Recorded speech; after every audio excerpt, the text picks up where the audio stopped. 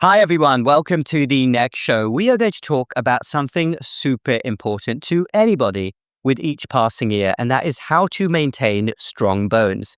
And for anybody who enjoys our discussions, please check out our separate, unique channel down below, where we have a lot more interesting discussions on how to maintain optimal health, especially as anybody gets older. So let's dive right in then. What are the important factors to maintain strong bones? We're going to go through something of a checklist. Let's start with protein intake. Gentlemen, let's talk about the importance of protein intake. Absolutely. So, I think specifically in America, and you can see this more and more in other countries as well, there's been a shift in people's diet to be far more carbohydrate heavy.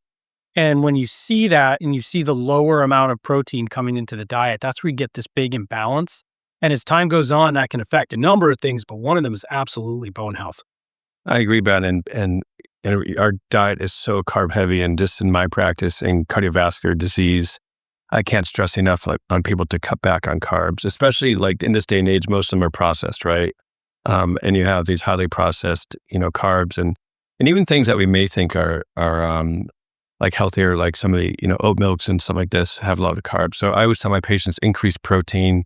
Not only that will that help with weight loss with people, but it also helps cut back on carbs, which are really strongly linked to heart disease, inflammation.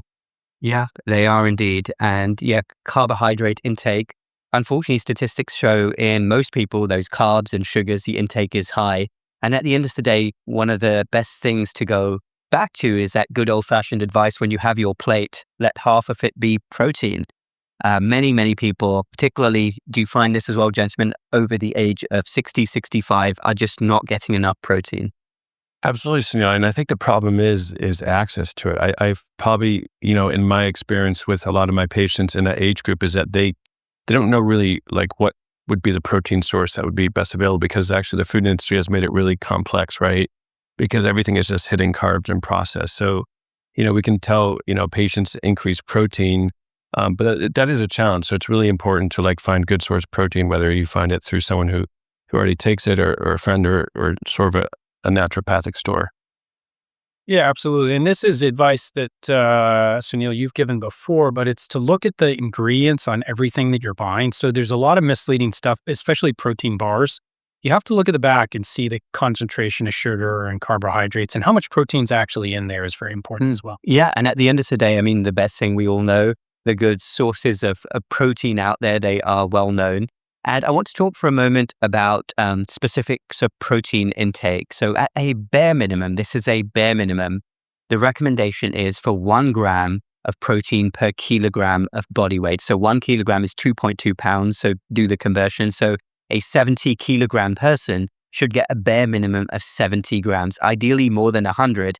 But statistics show that most people are not getting that. And this problem gets worse with each passing year. And protein, of course, as you already mentioned, there's a lot of confusion over what the good sources of protein are. We'll certainly talk at another time. But the thing to keep in mind is that protein is not just important for muscles, it's crucial for strong bones as well. So let's move on now to our second point, which is the critical nature of adopting some sort of strength training routine. We keep on talking about this. We don't want to sound like a broken record, but it is so important to have some sort of strength training routine with each passing year. Keep those muscles and bones strong. Oh, I couldn't agree more. So, I think in a few different ways, actually. So not just the strength training. And again, we've said this a million times, but it doesn't have to be the bodybuilder stuff, but just basic, even light weights to make sure you're maintaining your strength. This not only helps with the bones, the muscles, but also the balance is so important, because what we get worried about is falls and fractures. And those are such a huge setback and can cause so many downstream problems. If you haven't had them already, we would much prefer you did not have them. So, strengthening your core, strengthening your arms, your legs, making sure you have good balance, it's absolutely vital. It is. And there's lots of specific exercises, absolutely. And, that's a big part of your craft. Well, yeah, well, just in cardiology in general, I mean, I always encourage exercise, but I think that really, core exercises are so important, like lifting small weights, high repetitions. It's much better, not only for your body, but for your heart, but also for your bones, because you want to have like regular impact. You don't need to do heavy weight because we're also worried about, people getting injured. But going back to building muscle mass and lean muscle mass is you need good sources of protein for that, right? In order to do that. So it all goes back to nutrition and really, like, the less carbs, more protein you have, you'll feel better, you'll work out better. That's better for your bones. And, indirectly by working out better, it's also better for your heart. That's right. And if you haven't already got started on a strength training routine, why not? Unless there's some excuse which is very obvious why you can't do it. I'm of the opinion. I even see people who are in wheelchairs who are lifting light dumbbells. We're talking about going very slow to maintain that muscle mass. And ideally, what you want to do is some sort of balance exercises as well, even away from the strength training. Standing on one leg, there are other specific techniques like Tai Chi. But the goal here is to maintain your bone health and reduce the risk of frailty and falls. Because I'm sure, gentlemen, you would also back me up here with how when we see people over a certain age have a fall and a bad injury, end up in hospital, it's really difficult to come back from that. Absolutely. It's extremely hard to come back from that. I mean, it depends on other issues you have as well, what we call comorbidities, but and it depends on the type of fracture and where, but it can take a very long time to rehab and recover. So, like many other things, it's about prevention. And that's what we're trying to do for you here, is try to prevent you from having these issues. And some, and honestly, some people never recover from bad falls like fully. And so that's why it's like really, really important to, just avoid it in general. We've got the sun coming out. Yeah, it's amazing. This is what we're going to talk about right next. Actually, that was, Yeah, but what I would, this topic though is really dear to my heart, no pun, but you have to find something that you love to do. And if you think about just 30 minutes every 24-hour day to do exercise, for all the benefits we're going to talk about in this podcast and further ones, that's not that much to do, but you have to love what you do. You have to, yeah. So please, strength training, some sort of balance exercises, keep your bones strong. Okay, next up. So the sun is shining on Dr. Chiatelis. We're going to talk about vitamin D and how crucial it is to have adequate vitamin D intake, either from sunlight or supplementation. People who are deficient in vitamin D, my goodness, it really works a number on the bones, doesn't it? Oh, yeah. And I mean, it doesn't, and you guys will see more in internal medicine, but we do know that, even in my world, that people who have higher, rates of osteoporosis have higher risks of heart disease as well. Absolutely. So, and one of the main ways you make vitamin D, so you get it through your diet, you also get it through conversion of sunlight. Well, it's sunlight that converts a form of cholesterol into vitamin D that you then use. Now, there is a delicate balance here because you don't want to get too much sunlight. There's also the risk of skin cancers and things like that. So we do want to be a little careful. That being said, a healthy amount of sunlight, going out multiple times a day, getting a fair amount of sunlight is absolutely vital to getting good vitamin D. Exactly. Most people don't get anywhere nearly enough sunlight. I mean, obviously, too much of anything is bad, especially if you've got a very fair skin complexion, if you're out in the sun, if you live in certain parts of the world. But overwhelmingly, the problems we see, I mean, where we are in a colder climate, is people, and this can get worse as anybody gets older. I mean, I can't tell you the number of times I routinely test vitamin D in the patients I see in the hospital, and sometimes the numbers are in these single digits. And you can imagine how weak anybody's bones must be. But also there's a link to metabolic health and inflammation, which is a whole different topic. So most people I find have to supplement with vitamin D. Yeah, I mean, parts of the world, yeah. Vitamin D, increases like insulin hypersensitivity and increased risk of diabetes. People with vitamin D deficiency have higher incidence of high blood pressure, arterial stiffness. That's right. And at a bare minimum, you want the level to be at least 30. That's a bare minimum. There's a lot of hypotheses that it should be way higher. A quick word about people who have too much vitamin D. So I have encountered some people who are really loading themselves up with vitamin D and have these very super therapeutic levels. I'm of the belief that too much of anything is bad, and there is a link with potentially accelerating atherosclerosis, a hypothetical link. So yes, supplement with vitamin D daily, by all means, get sunlight. But of course, like with anything, don't go over the top. Okay, so very closely linked to vitamin D is calcium intake and ensuring that anybody has adequate calcium intake. Okay, everyone, I'm going to interrupt that tremendous discussion for a moment to tell you about our expanding health and well-being store. I'm very proud of our natural, uniquely formulated products. Check in the links down below. We've got our natural anti-inflammation immune support, bone support, memory support, heart support, and sleep support. Also, our newly released organic chai mix based on the tea that I regularly drink. We are made in the USA and very proud to be working with a veteran-owned company. ohighwellness.com if you're in the USA, North America, ohighwellness.co if you're in the UK, Europe. All right, back to the discussion. Yeah, and there's a lot of ways you can do that as well. I mean, there are, you can get calcium through your foods, and there are a number of foods one can take. We talk about almonds, dairy products, leafy greens, and then there's supplementation, and we do often recommend supplementation. We usually are prescribing both at the same time when we're talking about people with, significant osteoporosis or, really kind of degenerated bones. And we usually give calcium and vitamin D together. Oh, there goes. So more sunlight coming in. That's also thing. It's meant to be. IFI, for example. Yeah. Or you just get a lot of sunlight. So Yeah, either way. exactly. But then now it's the light shining on me. Yeah. I think going back to the vitamin D supplementation, how it links to heart disease is that it's really important that if you are getting supplementation of vitamin D, that you do supplement with K2. All right. Yeah. And that's really important because that really directs the absorption of calcium into the bones and not the cardiovascular system. And so that leads to, coronary or arterial calcification. Calcium's hard. It causes arterial stiffness. That's linked to high blood pressure. There's lots of different effects to it. So good quality vitamin D supplement should have K2 for better absorption to the bones for it. Yep. And this is a pleasure of a live show. We're going to take a break for 2 seconds. I'm going to stand up and I'm going to fix that light on our tissue. Because I feel like the light's all coming to this doctor here. So let us fix that. We'll be right with you. Okay, the light is now fixed. I wanted to talk about calcium and how actually it is very difficult. As Dr. Levin mentioned, there are certain foods that contain calcium, but it's very difficult to get the recommended daily amount purely from many foods out there. Be careful. I mean, at the end of the day, everyone will have their own preferences. I personally am a huge dairy fan, but that doesn't agree with everybody. So work out what's best for you. Okay, we talked about supplementation, vitamin D. Other supplements can be associated with strong bones, magnesium, zinc.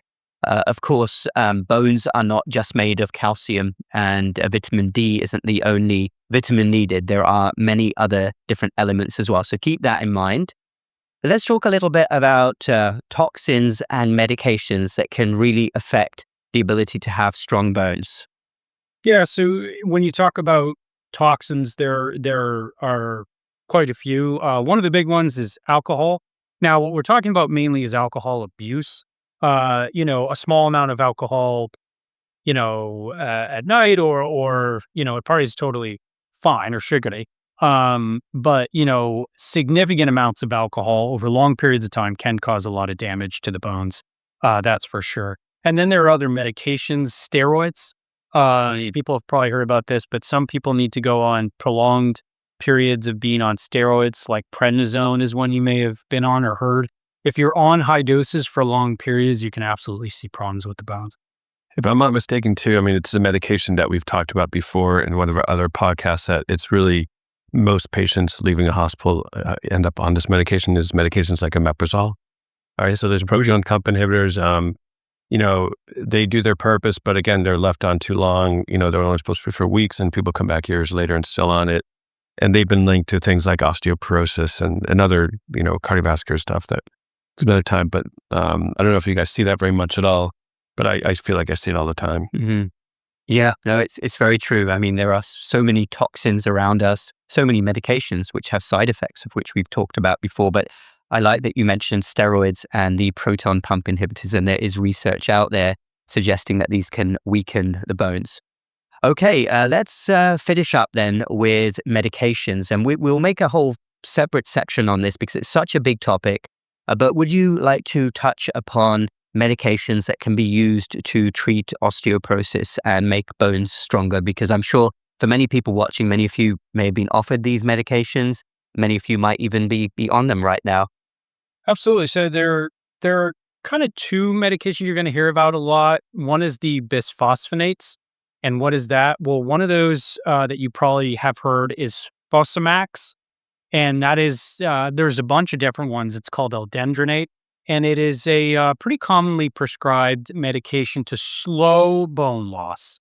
And what you're going to see is your doctor is going to have you get regular bone scans every few years, and they're going to check a few levels to see if you're losing less bone, is basically what the studies do. These are pretty good meds at slowing bone loss, but they have a fair amount of side effects. The big one you're going to see that's pretty common is esophageal reflux. That's heartburn, and you can see that in a fair amount of patients that take it. If you don't get that side effect, great. You can see muscle and joint pain. You can see higher levels of calcium when people start taking this, and you can also a rare side effect, but a very bad one, is called jaw osteonecrosis, where you basically have severe dysfunction of the bone in your jaw. The other one you're going to hear about a lot is a medication called Prolia, which works differently. This is an injection that you take about every 6 months, and it causes some similar side effects such as fatigue, joint and muscle pain. It can also cause some what we call atypical fractures, so some fractures that present really kind of differently. And it can increase your risk of certain kinds of infections. So these are the main side effects with these kind of medications. It's always better, in our opinion, to try to fix things naturally. If you have to use a medication for something, your doctor will talk to you about it. But as we've talked about, there are many different ways you can approach this issue. And usually that is preferable to medications if possible. Absolutely. Very well said. Yeah, that's a really good point, Ben. That comes up a lot. How do you offset some of those side effects? I know, I'm pretty sure with Fosamax, like standing up after and with a tall glass of water, which seems really simplistic, but does help, right? Correct. That's exactly right. So if you stand out, if you don't lie down for 30 minutes after you've taken the medication, yes, taking a glass of water, that can be helpful. You can try to offset it that way, but if you get really severe symptoms, you're going to have to talk to your doctor about it. Also, with Fosamax versus the injectables, what would decide for someone to take like an oral medication versus like intravenous? Because this comes up a lot, and I'm sure great people out there probably want to know. So for the oral medications, we often begin on those, but they have a timeline. After about 3 to 5 years, you're not supposed to continue them. You need to take a break, and that's often when people switch to Prolia and medications like that. So that's often when people are going to offer you the alternative treatment. There's some more nuances to that depending on the person and their labs and what's wrong with them. But typically, if you've been on the pill for a certain amount of time, they are going to offer you switching you to an injection. Right. That's very interesting. Yeah. So we have gone over there the gist of how anybody can do their very best to maintain natural, strong bones with each passing year. So closing statements from each of us. I will start off by saying that everything when it comes to health and well-being is about how many boxes can you tick to tip the odds in your favor. There are never any guarantees, but I wish the medical establishment would stress this more. There are so many things that you could be doing every single day if you want to stay strong and be as healthy as possible for as long as possible. So please keep in mind what we talked about. If I could talk about probably the two biggest things that most people are not doing, it would definitely be the protein intake and the strength training. Particularly strength training, don't underestimate how much that can keep your bones strong with each passing year. And you can just start off, surely you have time for 20 minutes, 3 times a week, upper, lower body, light dumbbells. For me, I think the big takeaway is anytime you have to use a medication, you're going to start increasing your risk of side effects. Now, some people need medications, and for some conditions, you have to be on a medication. But for most of the conditions we're discussing here with you, there are other ways. There are natural ways. Sometimes they're harder to achieve, but it's always better. It's always safer to try to do it naturally. If you can't achieve it, sure, medications. But that would be my advice. Always try to do it that way first. I agree. Less medications, better, regular exercise, high quality, good supplements with K2, as we talked about. A really strong bones, strong heart. Absolutely. Yeah. Very well said. Okay, everyone. Thank you for watching. And also, if you're interested, please do also check out our natural supplement store down below and our vitamin D supplement, which also contains K2, collagen, and zinc. Link down below in the description. We are all rooting for you to succeed. Thanks again, and we will speak to you next time.